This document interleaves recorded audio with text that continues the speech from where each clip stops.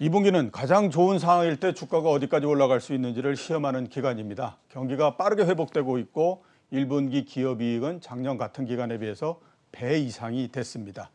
자산 가격이 상당히 급등하기 때문에 우려가 있는데도 불구하고 연준을 비롯해서 어느 선진국 중앙은행도 금리를 올리겠다라고 하는 얘기를 하지 않고 있고요. 그에 비해서 시간이 갈수록 미국 정부를 비롯한 선진국 정부들의 재정 투입 규모는 계속 늘어나고 있는 상태입니다. 이렇게 다양한 부분에서 상황이 좋았던 적이 있었는가라는 생각이 들 정도로 상당히 지금 호전된 그런 상태에 있는데요.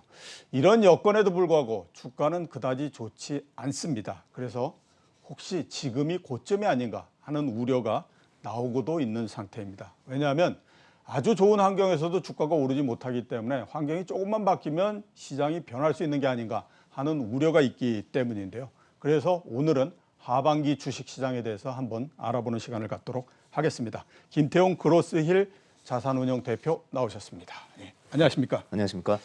최근 주식시장을 보면 좀 재미가 없죠? 네, 좀 답답하네요. 한 5개월 동안에 걸쳐서 계속 그냥 일정한 폭내에서 머무는 상태니까 올라가지도 않고 떨어지도 않고 이런 상태라서요. 그래서 한번 여쭤봐야 될 것 같은데 주식시장은 어떻게 지금 전망하십니까? 네, 저희가 그 상반기는 사실 좀 보수적으로, 특히 이제 봄에는 좀 보수적으로 봤습니다. 그래서 조정도 단기적으로 좀 있을 것 같고, 그리고 그럴 때는 좀 주식을 그래도 좋은 주식들을 매집해야 되는 시기라고 좀 생각을 했고요. 그리고 좀 보수적으로 보던 부분들을 저희는 이제 좀 바꾸려고 하고 있고, 그 여름부터, 그러니까 뭐 빠르면 6월, 7월 뭐 이 정도부터 저희 하반기 들어가면서는 주식이 답답한 그 박스권에서 벗어나서 위로 치고 올라갈 거다, 이렇게 저희는 전망을 하고 있습니다. 예, 하반기 정도에는 치고 올라갈 거다라고 말씀하셔서 6월 정도에서부터는 치고 올라가는 거에 대비한 포트폴리오를 좀 구성을 말씀을 해주셨고, 맞습니다. 그래서 종목은 뒤에서 제가 한번 다시 여쭤보도록 하고요. 전체적으로 시장서부터 한번 좀 여쭤보도록 하겠습니다. 6월 달을 포함해서 하반기 전체를 봤을 때 시장을 좌우할 수 있을 만한 영향력 있는 변수 뭘로 지금 보고 계십니까? 지금은 뭐 너무 잘 아시다시피 이제 FOMC의 그 입에 다 주목을 하고 있는 것 같아요. 그래서 어떻게 보시면은 이제 시장에서 미리미리 이제 조심을 많이 하시는데요. 3월, 4월 이때는 미국 국채 금리가 1.7까지 올라간다고 시장이 좀 한번 이렇게 어수선했었죠. 그렇죠. 예. 근데 지금 보면은 사실 물가도 올라갔는데 좀 오히려 더 올라가야 되는데 오히려 안정이 되고 있고요.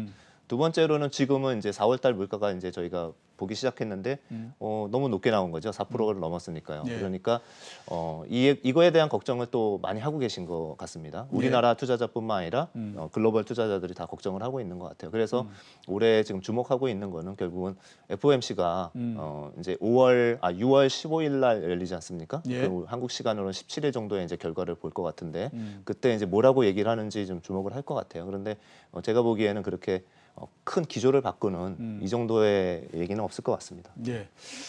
좀 전에 말씀하셨던 것처럼 특히 5월 달까지 그중에서 4월, 5월 달에 주식시장을 가장 뒤흔들어 놨던 팩트를 꼽는다라고 하면 역시 이제 인플레 아닌가라는 생각이 듭니다.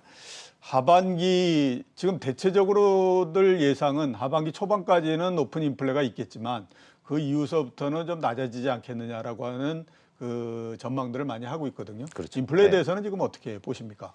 인플레이션은 지금 걱정하시는 건 맞아요. 왜냐하면 저희가 보이는 대로 받아들여야 되기 때문에 그러는데 사실 지금 4월 달께 나왔고요. 물가가 5월 달께 나오면은 한 번 더 놀라실 겁니다. 왜냐하면은 5월 달이 제일 많이 올라가는 달이거든요. 그리고 이게 이제 저희가 보고 있는 물가는 대부분의 이제 CPI라고 그래가지고 전년 동월 대비 지금 물가가 얼만큼 올랐냐 이렇게 보잖아요. 그렇기 때문에 물가는 그 기저 효과가 작년에 있습니다. 4월, 5월까지 기저 효과가 상당히 있고 그리고 기저 효과 외에도 전월 대비 강하게 오르는 물가들이 뭐 여러 가지가 있기 때문에 그래서 오를 건데요. 그 중요한 거는 이제 그 6월, 7월부터는 다시 이제 둔화가 될 것들은 첫 번째로는 이제 기저 효과가 없어지거든요. 그렇죠. 그리고 이거는 이제 너무 쉬운 거라서 이걸로 움직이지는 않을 거예요. 그렇지만 두 번째로 저희가 더 크게 보고 있는 거는 지금 물가를 폭등시켰던 이유 중에 여러 가지 중에서 뭐 커머더티 가격의 상승도 많고요. 뭐 목재가 부족하다, 철강 가격도 올라갔고요. 화학 제품 가격 다 올라갔습니다. 원자재 가격 상승. 하다못해 중고차 가격까지 굉장히 많이 올라갔죠. 이제 이런 부분들이 지금 보시면 커머더티 가격이 지금 빠지기 시작을 했어요. 한 보름 전부터 너무 과도했다라고 보이거든요. 이런 높은 가격, 원재료 가격을 그대로 다 기업들이 받아주기에는 지금 굉장히 높은 가격이라는 게 저희 생각이고요. 예. 그래서 이제 이런 부분들이 빠져주는 역할이 있을 거고, 두 번째는 이제 저희가 사실 걱정하는 거는요.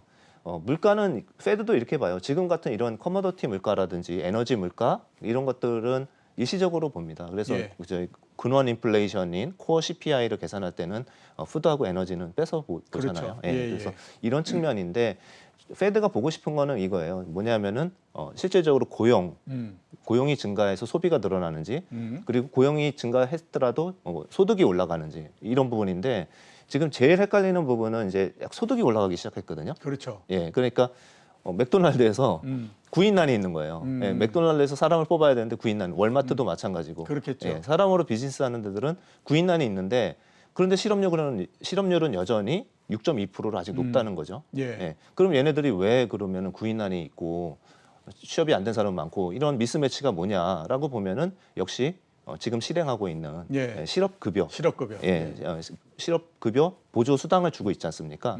예, 주당 300불 정도 주는 걸로 알고 있는데 이게 이제 없어질 겁니다. 예. 이제 9월 달에 없어집니다. 그러면은 지금 최저임금보다 실업급여 받는 게 더 낫거든요. 그렇죠. 예, 그렇기 예. 때문에 이제 일자리를 찾으러 안 가고 있는 상황이 굉장히 지속이 되고 있는데 9월에 없어지기 때문에 지금 일시적으로 상승했던 임금도 조금 다시 안정이 될 겁니다. 그래서 예. 결론적으로는 하반기는 저희는 물가가 좀 다 안정이 될 거로 이렇게 보고 있습니다. 하반기에는 물가가 안정이 될 거다라고 네. 말씀하셨고, 그러면 역시 미국 금리도 지금 뭐 1.7%까지 올라갔다가 1.5에서 1.7% 사이에서 계속 머물고 있는 상태인데 네. 하반기에도 그렇게 크게 오르거나 이런 건 없다고 지금 보시는 건가요?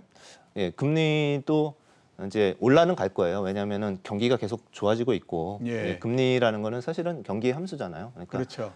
기업들이 투자할 때 그 자본을 유치를 해야 되는데 투자하는 기업들이 많아지면은 당연히 돈의 값이 올라가는, 그게 바로 금리라서, 금리가 자연스럽게 올라가는 거는 굉장히 건강한, 주식시장에도 건강한 현상이라고 생각합니다. 그래서 저희는 차분히 올라갈 거라고 생각하고 있고요. 연말까지 뭐 2%도 갈 수 있는데, 중요한 거는 이제 금리가 올라갔다고 그래가지고 이게 경기가 좋아지는 걸 봐야지 금리가 올라갔다 그래가지고 시장의 유동성이 확 축소된다 이렇게 보기는 지금 너무 초기 단계라는 거죠. 예. 그렇기 때문에 금리는 점진적인 상승이 제일 바람직하고, 그리고 하나만 더 말씀드리면 특징이, 지금 저희가 이제 보고 있는 게 명목금리잖아요. 예, 그러니까 그렇죠. 그 안에는 물가가 들어가 있는 건데, 그러면 지금 이렇게 4월, 5월에 물가가 이렇게 튀면은 금리도 사실상은 지금 1.9에서 2 정도 가 있어야 되거든요. 그렇죠. 그게 맞죠. 예, 그래야 되는데 안 가고 있거든요. 예. 그 뜻은 오히려 더 안정되고 있잖아요.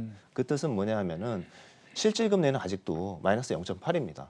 예, 그래서 실질금리가 낮다는 거는 아직도 회복할 일이 많이 남아 있고요. 예. 연준 입장에서 보면은 금리 부담되고 뭐 이러니까 다들 그 걱정을 하시잖아요. 그렇지만은 연준 입장에서 아직 아니다라고 생각할 수밖에 없는 것들이, 실질금리가 플러스로 들어와야 됩니다. 그게 정상적인 경기의 상황인 거거든요. 예, 그렇죠. 예, 그러니까 시간적인 여유가 많다 이렇게 볼 수 있습니다. 예, 시간적인 여유가 많다 이렇게 네. 말씀해 주셨고, 역시 이제 또 1분기가 상반기에 가장 시장에 힘을 실어줬던 것 중에 하나가 기업 실적이었습니다. 네. 1분기까지 나왔는데 1분기 굉장히 좋고 했었거든요.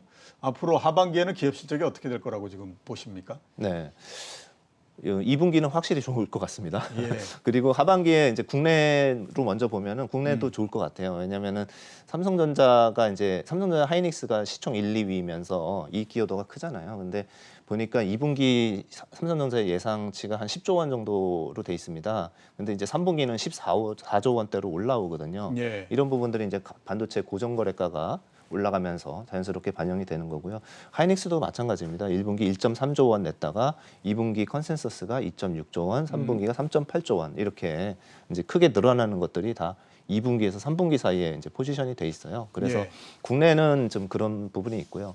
해외도 봤을 때는 지금 글로벌리도 되게 좋을 수밖에 없는 거는 뭐냐면은 재고 수준이 역대 최저치로 낮아져 있는 상태입니다. 예. 그래서 뭐냐면은 미국은 이제 정부에서 돈을 엄청나게 통장에 꽂아주고 그거를 소비를 시켰는데 실질적으로 소비는 코로나 전 수준보다 훨씬 높아졌거든요. 예. 소비 전체 금액이. 그렇죠. 예, 그랬는데 생산은 못 따라온 거지 않습니까? 물류가 못 따라오고, 예, 뭐 자동차용 반도체가 못 따라오고 그런 것들 때문에 지금 보틀렉에 걸려 있는 부분이지 않습니까? 예. 예, 그렇기 때문에 재고가 부족한 거죠. 그러니까 재고를 그냥 원래는 적정 재고를 유지해야 되는데 야, 나는 그냥 전시차라도 내가 가져갈래. 재고 쌓아놓은 거라도 나한테 줘. 이렇게 하면서 해서 너무 낮기 때문에 기업 입장에서는 어떻게 해야 되냐면은 다음 달 거 쓸 것도 생산해야 되고요. 부족한 재고량도 생산해야 됩니다. 그러니까 생산량이 30~40%씩 더 늘어요. 평소보다. 그렇죠. 예. 그 상황이 아직도 일어나고 있고 지금 오히려 한 2분기, 3분기에 그게 이제 집중될 겁니다. 예, 알겠습니다. 이제 투자 종목 쪽으로 한번 넘어가서 여쭤보도록 하겠습니다. 작년 3월 달서부터 보면 종목이 계속해서 바뀌어 왔습니다. 제일 처음에는 아시는 것처럼 온라인 관련 그래서 이 성장주 이렇게 해서 이제 상승을 하기 시작했고 네. 그게 어느 정도 조금 이제 소강 상태에 들어가고 조금 있다가 그 다음서부터 삼성전자를 비롯한 그렇죠. 업종 대표주들이 올라갔고 그게 이제 올해 1월 달까지의 얘기였고 그 다음에 한 달 정도의 소강 상태를 겪었다가 그 다음에 갑자기 이제 조선주를 비롯해 철강주 이런 경기 민감주들이 네. 올라가기 시작했죠. 그리고 5월 달 들면서부터는 뚜렷하게 내수 관련주들의 상승이 지금 계속 진행이 되고 있는 상태입니다. 그러니까 계속 주가가 상승하면서 동력을 계속 바꿨다 이런 이제 생각이 드는데 이런 것들이 또 하반기에도 연장이 될 거다라는 생각이 들거든요. 하반기에는 어떤 종목군들을 지금 눈여겨보고 계십니까? 네, 하반기에 이제 업종 위주로 좀 말씀을 드리면 그 지금 좋은 업종이 있고요. 그리고 제가 이제 뭐 한 7월부터 랠리가 시작이 된다 이렇게 말씀을 드렸는데 그러면 그렇죠. 거기 그때 주도할 업종이 또 따로 좀 있을 것 같아요. 그래서 근데 늘 미리미리 말씀드려야 되는 게 빠질 때 더 사실 수도 있고 그렇죠. 또는 미리 준비를 할 수 있기 때문에 너무 많이 오른 거 추격 매수하는 것보다 그게 나은 전략인 것 같습니다. 그래서 이제 그런 측면에서 말씀을 드리면은 지금 좋은 것들도 갖고 계셔야 되는데 좀 미리 준비하셔야 될 부분들은 저는 그런 것 같습니다. 일단은 정유 업종이 지금 화학 업종에 비해서는 훨씬 더 좋아질 것 같고요. 정유업. 그리고 지금은 재미없지만은 자동차 업종, 그리고 너무 답답한 반도체 업종, 이런 쪽들은 저는 이제 3분기부터는 좀 박스를 탈피할 거라고 좀 생각을 하고 있고요. 그리고 지금 아까 이제 시작하면서 말씀하셨던 뭐 여행, 레저 이런 것들도 여전히 이제 좋을 것 같습니다. 큰 걸로 해서 말씀드리면 정유업, 자동차, 반도체 그리고 여행 이런 레저. 쪽이 하반기에 관심을 가지시고 그다음에 유망할 거라고 보는 종목군이다 이렇게 이제 말씀을 해주셨고요. 세부적으로 한번 좀 들어가서 여쭤보겠는데 반도체를 말씀하셨지만 현재까지 삼성전자의 모습은 지난 한 5개월 동안에 걸쳐서 상당히 좀 실망스러웠다라고 볼 수밖에 없습니다. 왜냐하면 기업 실적도 그렇게 나쁘지 않았던 것 같고요. 그다음에 주변에서 반도체를 바라보는 눈도 굉장히 호전적이었다라는 생각이 듭니다. 빅사이클 얘기 계속 있었고 비록 차량용 반도체이긴 하지만 반도체 부족 때문에 굉장히 상황이 좋을 거다라고 얘기했지만 주가는 별로 그렇게 움직이지 못하는 형태였었거든요. 삼성전자의 전망에 대해서는 어떻게 지금 보십니까? 네, 저희도 이제 작년 하반기부터 그러니까 작년 연말부터 반도체를 굉장히 강하게 추천을 드렸습니다. 그래서 지금은 이제 어떻게 보면은 약간 틀리고 있는 구간일 수도 있지만은 되게 지루하고 답답한 구간이라서 삼성전자들 많이 가지고 계실 텐데 조금 답답하셨을 것 같아요. 그런데 제가 보기에 그 이유를 좀 찾아봤거든요. 근데 애널리스트 분들이 본 것도 틀리지 않았고요. 기업 이익도 틀리지 않았고 반도체 가격도 여전히 강세입니다. 그런데 왜 못 올랐을까? 보니까 수급이 너무 안 좋았습니다. 수급이? 저희가 보니까 연초 이후로 외국인하고 국내 기관들이 이제 코스피에서 순매도를 얼마를 했냐면요. 50조 원을 넘게 했습니다. 그러니까 양대 축 기관과 외국인이 이렇게 매도를 많이 하면은 아무래도 축이 삼성전자부터 팔 수밖에 없습니다. 비중이 상대적으로 제일 크기 때문에. 그래서 삼성전자와 하이닉스의 수급이 굉장히 안 좋았습니다. 근데 이제 반대로 말씀드려 볼게요. 기관 투자가들이 파는 거는 이제는 좀 주춤했습니다. 특히 이제 연기금들이 파는 것들도 이제 자율권을 주면서 좀 조정을 했죠. 그러면서 연기금 매도가 이제 급격하게 줄었어요. 근데 사실 기관이 더 많이 팔았거든요. 외국인보다. 연초 이후로. 그래서 그런 수급이 이제 어느 정도는 해소가 된다라고 보고 있고요. 그다음에 두 번째는 2분기에 이제 고정거래가로 보고 있는 반도체 가격은 한 15에서 20%씩은 올라갈 거예요. 이것들도 이제 어느 정도 예정이 돼 있는 이런 부분들이기 때문에 지금 계속 좋을 거로 생각이 듭니다.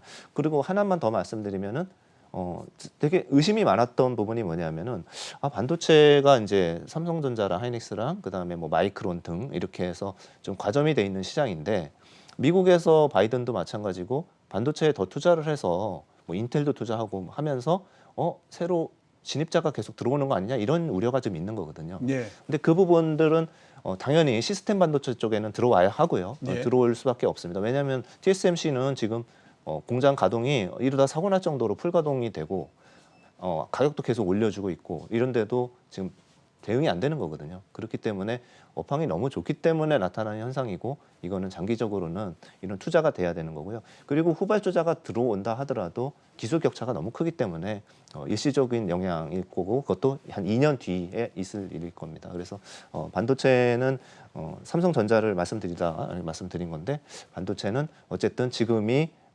주가상으로는 제일 마지막으로 이제 나쁜 구간을 통과를 하고 있는 것 같고요.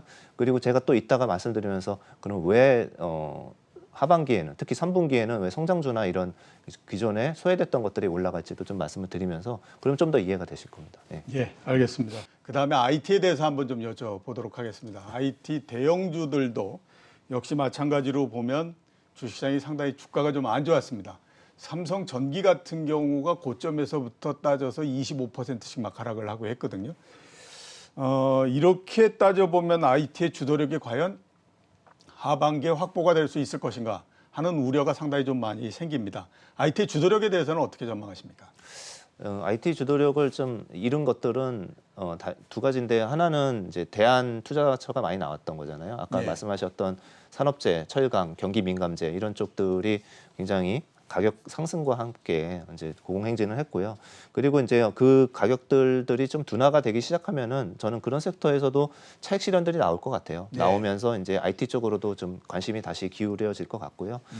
그리고 IT가 좀 소외됐던 이유는 뭐 분명히 이유는 있었습니다. 뭐냐면은 작년에 좋았지 않습니까? 미리 좋았고 그리고 작년에 언택트가 한참 되고 있을 때 재택근무를 해야 된다든지 또는 뭐 소비는 해야 되는데 뭐 언택트로 해야 된다든지 이런 쪽에서 제일 수혜를 받은 품목들이 노트북이라든지 태블릿이라든지 스마트폰이라든지 이런 쪽이었기 때문에 수요를 조금 이전해서 땡겼던 이런 부분들이 영향을 준 거는 맞는 것 같습니다.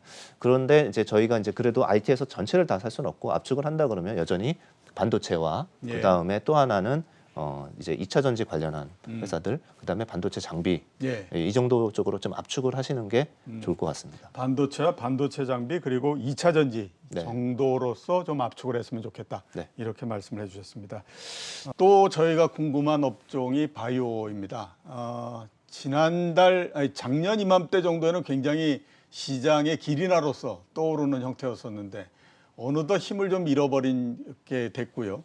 정상회담에서 바이오 관련해서 여러 가지 얘기들이 나왔지만 그다지 또 큰 재료가 되고 이러는 것 같지는 않습니다. 하반기에 바이오 주식은 어떻게 지금 보십니까?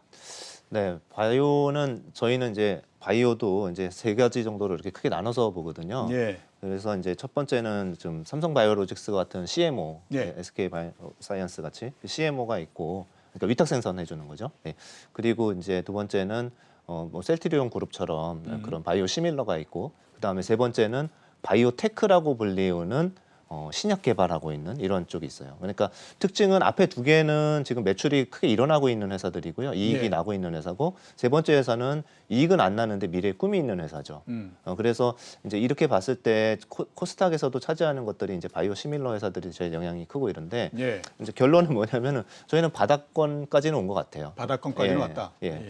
왜냐하면은 작년에 BBIG라고 해서 바이오를 그렇죠. 이제 4대 예, 천왕 예. 같은 데다 껴놨었잖아요. 예. 근데 저희가 볼 때는 경쟁이 굉장히 치열해지더라고요. 그래서 이제 경쟁이 치열해지기 있기 때문에 바이오 업종은 좀 그래도 빼자 이렇게 생각을 했었거든요. 그러고 예. 난 다음에 벌써 한 8개월 이상 흘렀기 때문에 이 정도 이제 조정했으면은 이제 저희는 3분기에 사실 성장주가 조금 반짝할 거로 봐요. 그래서 예. 이제 그런 부분 때문에도 바이오 다시 관심이 있지 않을까 이렇게 보고 있습니다. 일단 바이오가 바닥에는 도달한 것 같다. 이렇게 이제 말씀을 해주셨고요. 예. 그 다음에 한번 여쭤보고 싶은 게 경기 민감주입니다. 네. 올해 한 1, 2월 달 정도서부터 조선주 많이 올라갔고 해운주 진짜로 많이 올라갔고 그렇죠. 철강주는 그래도 조금은 올라갔고 예. 이런 형태라서 전체적으로 경기 민감주가 시장을 이끌어온 형태가 됐었고요. 거기에다가 하반기를 포함해서 앞으로 계속해서 경기가 어느 정도는 좋을 거다라고 하는 전망이 있기 때문에 계속 경기 민감주가 올라가지 않겠느냐라고 하는 기대들도 상당히 있는 상태입니다. 경기 민감주에 대해서는 지금 어떻게 보십니까? 네, 경기 민감주는 말씀하신 게 저도 100% 동의하고 있습니다. 네. 네, 경기가 좋아지고 있고 지금 상당히 좋은 상황이라서 특히 코모더티성을 조금 약간 이제 톤다운하고는 싶지만 그래도 경기에 관련한 주, 특히 뭐 경기 민감주 중에 저는 자동차도 좀 넣고 싶거든요. 이제 예. 그래서 이유는 좀 이따 설명을 드릴 텐데 그런 부분들도 좋은 것 같고요. 그리고 뭐 예를 들면 해운도 좋은데 해운보다는 조선이 조금 저희는 이제 더 편한 것 같고요. 예. 예. 그런 쪽에 있지만 경기 민감주는 큰 축으로 반드시 가져가야 된다. 그리고 또 하나는 금리가 조금씩 계속 올라가는 상황이고요. 그런 경우에는 가치주로 대표가 되는 이런 경기 민감주들이 초과 수익을 성장주에 비해서 항상 냈었고요. 이거는 예. 역사의 반복이고 미국도 그렇고 이렇기 때문에 가치주는 특히 경기 민감주는 한 축으로는 다 좀 가져가셔야 되고요. 반면에 또 다른 이제 추가해야 될 업종들이 계속 이제 나타나는 거죠. 그래서 예. 그 뭐 자동차를 잠깐 지금 말씀드릴까요? 예, 말씀하시죠. 자동차 같은 경우는 여기도 삼성전자랑 비슷하게 조금 지루하실 수 있을 거예요. 왜냐하면은 이유는 분명하죠. 자동차를 팔아야 되는데 뭐 우리나라 자동차주만 혼자 질주할 수는 없고요. 그렇죠. 예. 미국 자동차주나 전체적으로 섹터가 움직여줘야 되는데 뭐 반도체가 부족하다는 거잖아요. 네. 예. 근데 차량용 반도체가 사실은 고가 반도체도 아니고요. 그냥 저가형 싼 반도체들인데 부족한 사태가 나타났습니다. 그런데 이것들이 언제 해소가 될까를 보면은 예를 들어 뭐 르네사스라든지 NXP라든지 이런 쪽들이 실적 발표하면서 말씀하신 부분들이 7월 정도 되면은 풀가동으로 돌아갈 거다. 예. 그래서 뭐 늦어질 수도 있지만 그래도 3분기쯤에 가면은 그런 그 반도체 부족난은 해소가 될 거라는 된다. 거죠. 예, 그렇게 하면은 어떤 현상이 일어날 거냐 하면요. 자동차는 사실 여러분 그 자동차가 지금 없어서 못 사는 거지. 그러니까 수요는 굉장히 좋은 거지 않습니까? 예. 예. 그런데 그 원활하게 이제 재고가 확충이 된다 그러면은 그때는 팔 수 있는 거고 이때 나타나는 현상은 이제 두 가지입니다. 항상 매출에는 P라는 가격과 그다음에 Q라는 수량이 있는데 Q가 발목을 잡고 있는 거고요. 그렇죠. P는 지금 발목을 잡고 있지는 않지만은 P도 어떻게 되냐면은 자동차는 가격 함부로 올릴 수는 없어요. 다른 예를 들어서 커머더티 같은 경우는 바로바로 가격 전가 가능하지만은 예. 자동차는 리스트 프라이스를 함부로 못 건드립니다. 예. 반면에 있는 거는 디스카운트라는 게 있죠. 항상 300만 원, 500만 원씩 할인 그렇죠. 판매를 예, 할인 미국에서는 판매하죠. 하죠. 예. 근데 그게 싹 없어집니다. 이미 없어지고 있고요. 그렇기 때문에 그 없어진 부분들이 결국은 가격 상승의 요인까지 작용을 하는 거거든요. 그래서 결국은 3분기가 되면은 제일 답답했던 이 생산량 부분이 해소가 되면서 PQ가 같이 좋아지는 쪽이 나타날 거라는 거죠. 그래서 지금은 조금 답답하지만 이게 수요가 나빠서 그런 거다. 그러면은 자동차 추천을 하면 안 되죠. 그렇죠. 그런데 수요는 많고 중고차 가격이 요새 굉장히 많이 올랐거든요. 미국에서 중고차 가격들이 엄청나게 올랐고 렌트카 부족 현상 때문에 차들이 없다 이렇게 이제 나오고 있잖아요. 그런 이런 부분들은 이제 미리 길목을 조금만 더 지켜주시면은 3분기에는 따뜻한 수익률이 나오지 않을까 이렇게 생각합니다. 예, 일단 자동차를 가지고 버텨라라고 말씀을 네, 맞습니다. 주셨고요. 네. 만약에 이제 하반기에 이 주식 저 주식 다 뚜렷하게 상승하지 못하면 중소형주가 올라갈 거다라고 하는 전망도 상당히 있거든요. 그리고 뭐 따져보면 그것도 어느 정도는 일리가 있습니다. 네네. 상대적으로 오르지 못했던 부분도 있고 뭐 이런 것이 있기 때문에 중소형주에 대해서도 기대를 상당히 많이 하고 있는 그런 상태인데 중소형주에 대해서는 어떻게 보십니까? 네, 중소형주도 좋은 투자처인 것 같습니다. 예. 그래서 근데 이제 중소형주도 여러 가지 너무 많으니까 이제 전방 산업이 좋은 거에서 좀 고르시는 게 제일 좋은 투자인 것 같고요. 예. 그렇게 되면은 지금 뭐 그러면 반도체는 이견들이 있긴 하지만은 모자라기 때문에 반도체 투자를 해야 되는 거에 대한 이견이 없거든요. 그렇죠. 예, 그래서 반도체 투자를 하기 위해서는 장비가 필요한 것이고 그렇기 때문에 뭐 미국으로 치면 ASML이나 AMAT나 이런 이 장비 회사들이 주가가 사실은 신고가가 나고 있거든요. 그러니까 예. 그만큼 좋다는 거고요. 국내에도 마찬가지일 겁니다. 중소형주에서 반도체 장비가 차지하는 비중이 좀 꽤 되고 그렇기 때문에 이런 기업들의 실적이 계속 좋아질 거고요. 두 번째로는 2차 전지들도 뭐 화재도 발생하고 또 뭐 테슬라의 노이즈도 있고 이렇기 때문에 잠깐 주춤은 하고 있지만은 그 예를 들면 양극재라든지 핵심 소재들 같은 경우는 증설을 어마어마한 속도로 하고 있어요. 그래서 예를 들면은 그 대표 기업 같은 경우는 증설을 2년 동안에 2배에서 3배까지 늘려버립니다. 그러면은 지금 매출이 3배씩 늘어나는 회사가 3년 안에 이렇게 가시적으로 늘어나는 회사가 많지는 않거든요. 네, 그렇기 때문에 이런 중소형주들, 이런 쪽의 체인들을 잘 공략하시면은 저희는 뭐 좋은 전략이 될 것 같습니다. 예, 알겠습니다. 종목에 관해서는 이 정도 하도록 하고요. 그다음에 시장 내부적으로 좀 넘어가서 수급에 대해서 한번 좀 여쭤보도록 하겠습니다. 작년도서부터 한 1년 동안에 걸친 수급을 그냥 이렇게 정리를 해보면 개인은 홀로 정말로 열심히 샀고 외국인들은 열심히 팔았고 중간에 어느 정도 판 거는 또 기간이었고 뭐 이런 형태로서 정리가 되거든요. 수급 상황은 전체적으로 어떻게 될 거라고 보십니까? 네, 수급 상황은 일단은 그 매도 주체들이 뭐 저도 기관이라서 좀 죄송스럽지만 멈춰야 됩니다. 그런데 멈추는 때가 이제 한 달 전부터 해가지고 슬슬 멈춘 때가 된 것 같고요.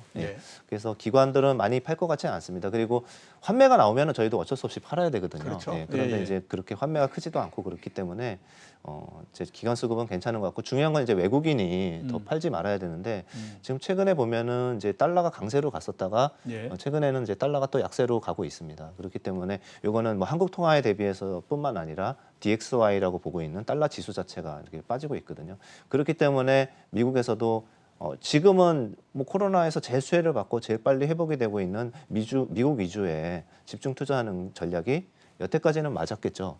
그렇지만은 항상 상승의 폭을 봐야 되는데 지금 이미 좋아진 미국보다는 상승기 폭이 크게 개선이 될 나라들은 결국은 뭐 유럽이나 이머징 한국이나 이런 쪽들이 더 크죠. 그렇기 때문에 이머징 마켓에 대한 자산 배분이 지금은 아웃플로우 위주에서 멈추든지 또는 어떻게 보면은 어닝이 각도가 좀 나오는 3분기부터는 오히려 이머징 쪽에도 관심을 갖고 투자를 할 수도 있다. 이렇게 보고 있습니다. 그래서 결론적으로는 수급은 더 나빠질 것 같지는 않습니다. 수급은 더 나빠질 것 같지는 않다. 이렇게 말씀해 주셨고 지금 기관에 계시고 그다음에 운용사의 대표시니까 제가 한번 좀 여쭤봐야 될 것 같습니다.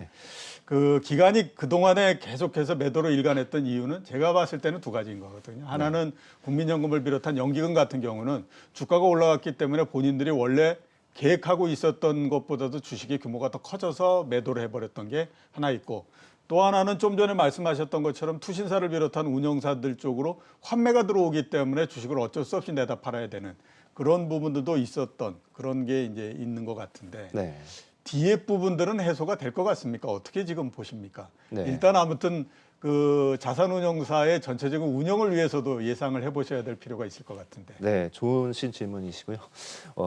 기관 투자가들은 사실은 주식시장을 나쁘게 봐서 파는 경우는 거의 없습니다. 왜냐하면 주식 비중이 항상 90% 이상이거든요.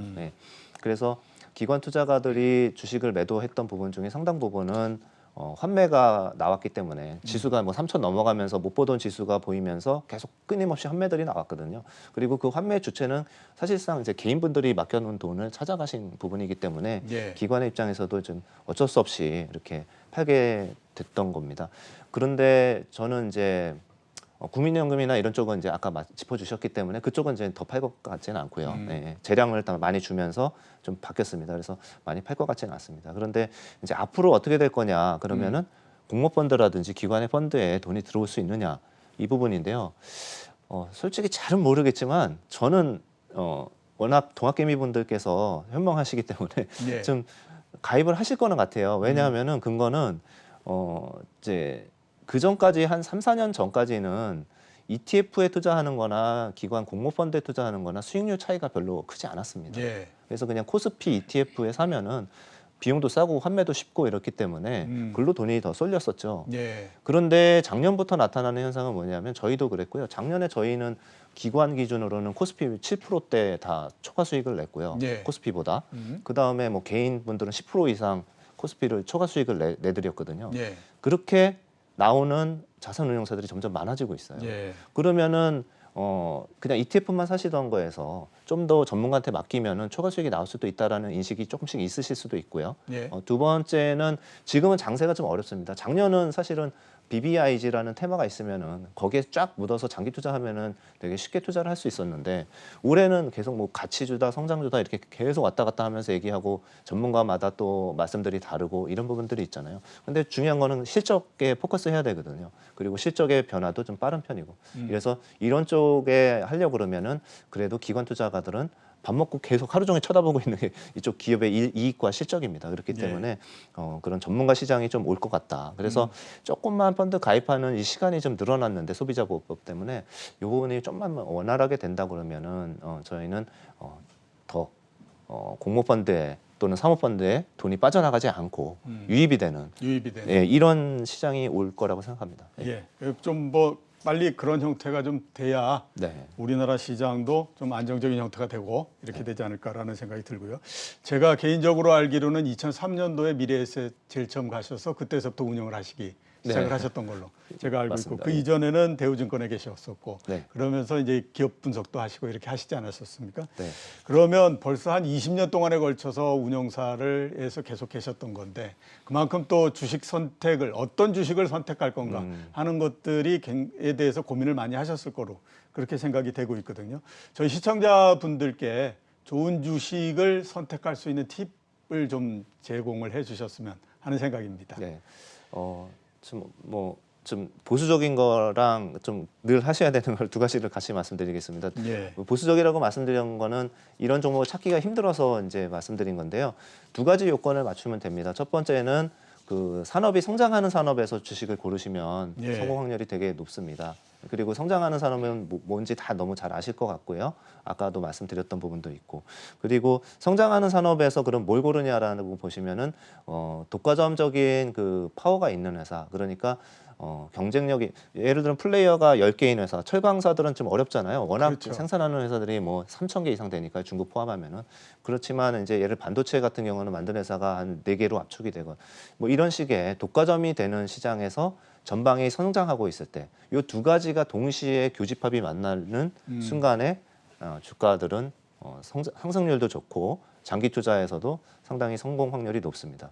그리고 또 하나만 추가드리면은 기업 이익이 증가하는 부분들은 요새 네이버에 이제 쳐보시면은 3분기, 4분기 이익뿐만 아니라 내년, 후년 이익까지도 다 전망이 돼 있습니다. 예. 거기서 가급적이면은 영업이익 기준으로 해서 작년보다 20% 이상 성장하는 기업들을 좀 스크린해서 거기에 부합이 안 되면은 조금 빼고 거기에 부합되는 회사들 위주로 투자를 하시면은 저는 성공 확률이 굉장히 높다. 예. 이렇게 말씀드릴 수 있을 것 같습니다. 예, 역시 무엇보다도 중요한 건 기업의 실적과 기업의 실적이 얼만큼 성장할 수 있느냐, 늘어날 수 있느냐 그 부분이다. 이렇게 이제 말씀을 해 주신 것 같습니다. 오늘 나와주셔서 감사합니다. 네, 감사합니다.